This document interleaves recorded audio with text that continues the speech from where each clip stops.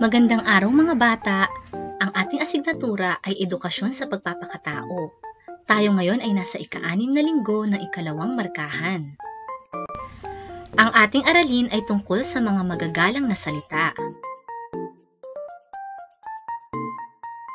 Pagkatapos ng araling ito, kayo ay inaasahan na nakapagpapakita ng paggalang sa pamilya at sa kapwa sa pamamagitan ng pagsagot ng po at opo at paggamit ng salitang pakiusap at salamat.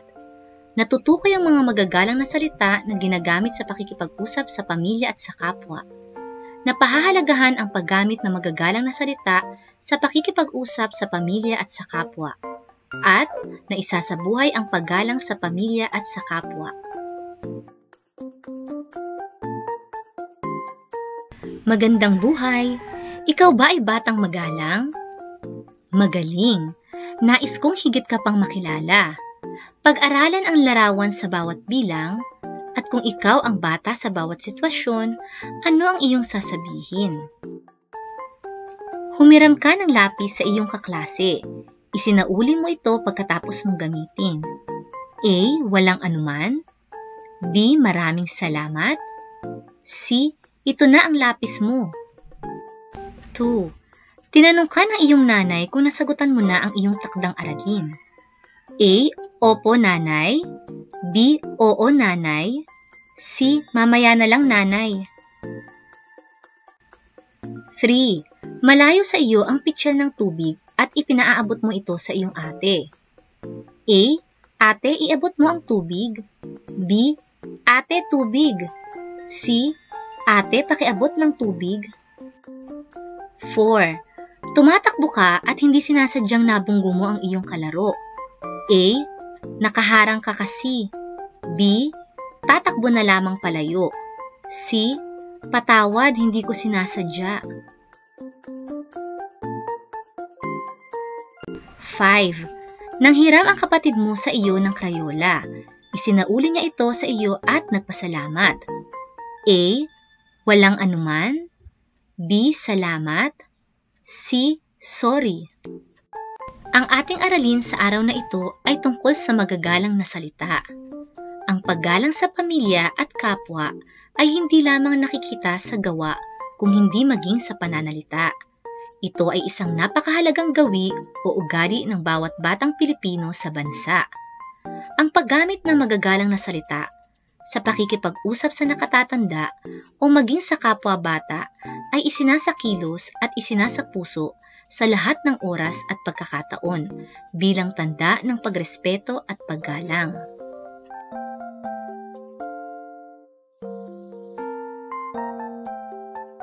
Maraming magagalang na pananalita ang maaari mong gamitin sa pakikipag-usap tulad ng po at opo, pakiusap, sorry o patawad, salamat at walang anuman.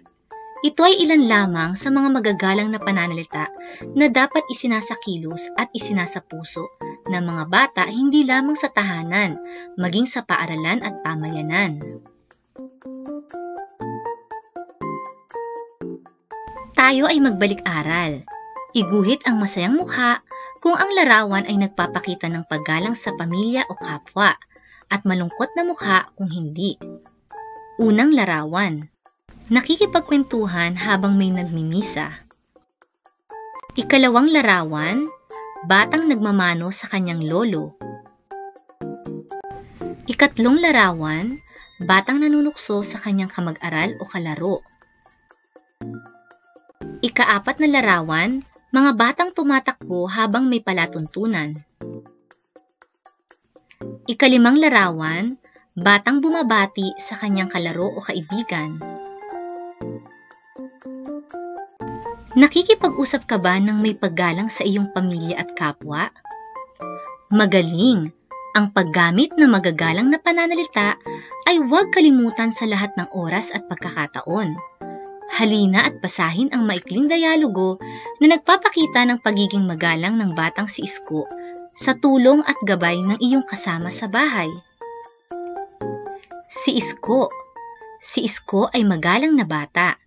Hindi niya nakakalimutang gumamit ng magagalang na pananalita. Sa tuwing nakikipag-usap sa kanyang nanay o sa iba, palaging inaalala kahalagahan ng paggalang sa kapwa. Po at opo madalas niyang gamitin sa tuwing siya ay nakikipag-usap sa nakatatanda. Isko anak, nagawa mo na ba ang iyong takdang aralin? Opo nanay, tapos na po.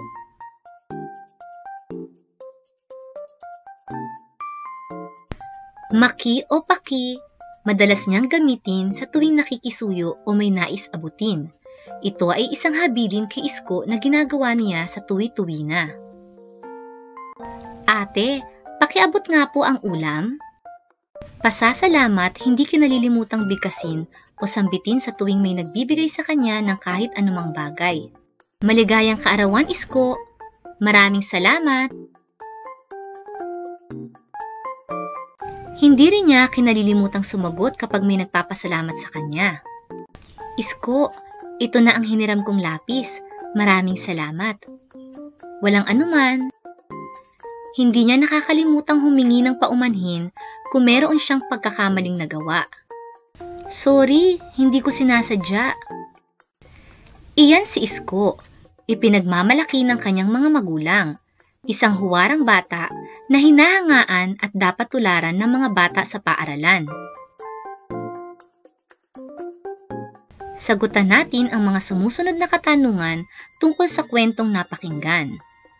1. Sino ang bata sa kwento? A. Kiko, B. Iska, C. Isko. 2. Anong magalang na pananalita ang ginagamit ni Isko sa tuwing tinatanong siya ng kanyang nanay? A. Po at opo, B. Oo, C. Hindi. 3. Ano ang ginagamit niya kung may nais siyang ipakisuyo? A. Pwede, B. Paki, C. Wala.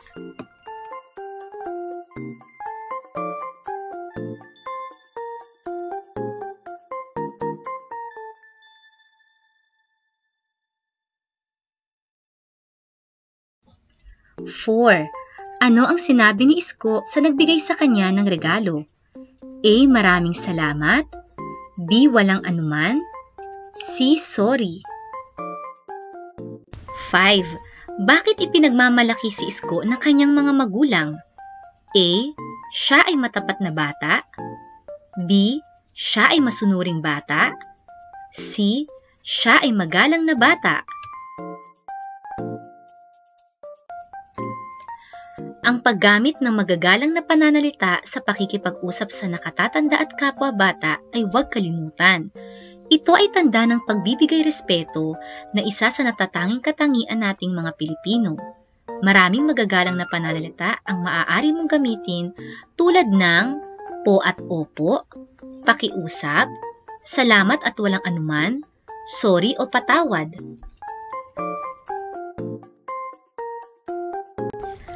Ang paggamit ng magagalang na pananalita sa pakikipag-usap sa mga nakatatanda at kapwa-bata ay isang paraan sa pagkakaroon ng maayos at tahimik na samahan sa tahanan, paaralan, at pamayanan. Paggabay na kasanayan. Pag-aralan ang mga larawan sa bawat bilang, lagyan ng check kung nagpapakita ng paggalang at X kung hindi. Gawin ito sa iyong sagutang papel. 1. Nanay, sorry po. Hindi ko po nagawa ang aking takdang aralin. 2. Mag-ingat ka sa pagtawid mo sa daan. Kuya, lagi mo na lamang sinasabi iyan. 3.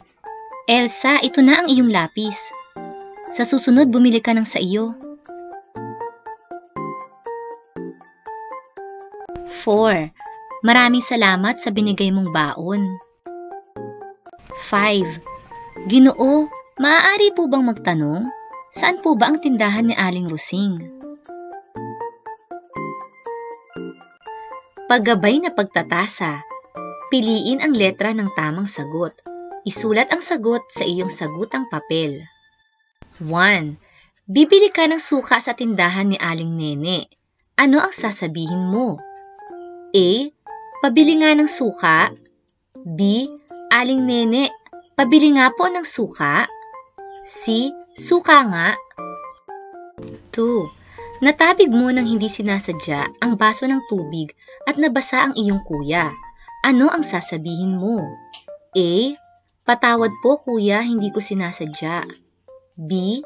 Wala kang sasabihin at ngingitian lang si kuya. C. Natabig ko kuya, punasan mo na lang. 3. Inuutusan ka ni nanay na magwalis ng inyong bakuran. Ano ang sasabihin mo? A. Nanay, ayokong magwalis. B. Opo nanay, magwawalis na po. C. Sige, magwawalis ako nanay.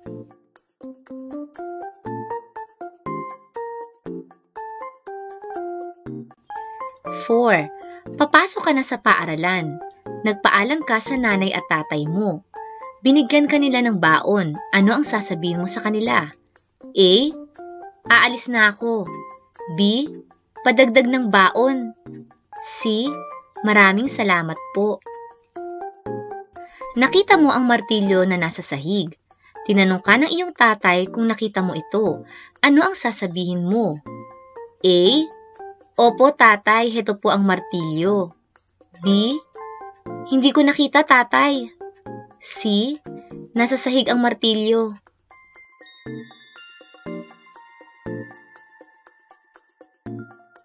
Ngayong alam mo na ang magagalang na salita na dapat gamitin sa pakikipag-usap sa kapwa, isulat mo sa loob ng puso ang madalas mong gamitin. Maaari kang pumili sa kahon na nasa ibaba. Gawin ito sa iyong sagutang papel.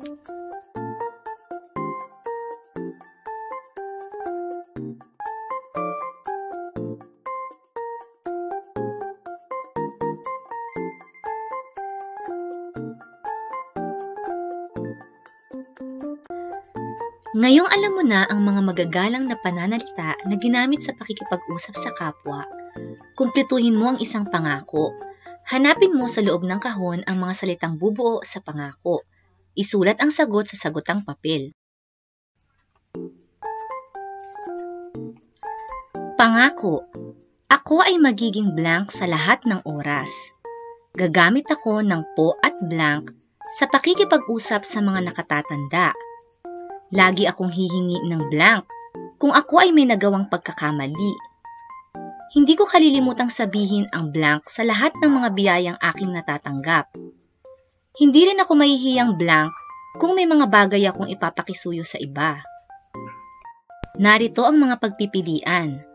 Opo, patawad, magalang, pakiusap, at salamat. Iguhit ang puso kung ang usapan ay nagpapakita ng paggalang sa kapwa o pamilya at tatsulo kung hindi. 1. Anak, inubos mo ba ang iyong baon? Opo nanay, naubos ko po. 2. Ana, ito na ang hiniram kong aklat sa iyo. Maraming salamat. Walang anuman. 3. Ipinaaabot ni Isabel ang Crayola kay Bettina. Bettina, iabot mo sa akin iyang Crayola. At inabot ang Crayola kay Isabel. 4. Ben, ito nga pala ang regalo ko para sa iyong kaarawan. Maraming salamat, Miko. 5. Naglalaro ng bola si Kiko at natamaan niya si Jojo. Aray ko, nakaharang ka kasi. Iguhit ang araw sa sagutang papel kung nagpapakita ng paggalang sa pamilya at kapwa, at buwan naman kung hindi. 1. Nagpasalamat si Jose sa ibinigay na bagong bag ng kanyang nanay. 2. Nagpatuloy sa pagtakbo si Cora nang hindi humihingi ng paumanhin sa batang kanyang nabangga. 3. Tinugon ni Rina nang walang anuman ang nagpasalamat sa kanya. 4. Nagsabi si Coco ng paki nang ipakiabot niya sa kanyang ate ang kanin. 5. Gumamit si Donna ng po at opo nang kausapin siya ng kanyang lolo at lola.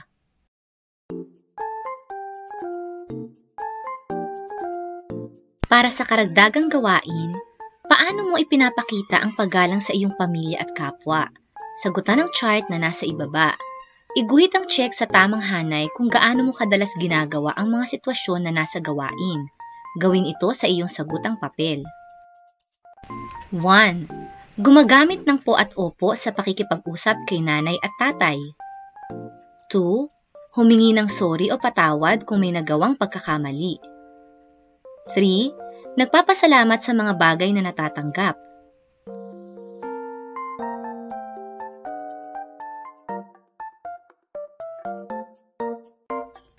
4. Gumagamit ng paki kung may ipapakisuyo sa iba.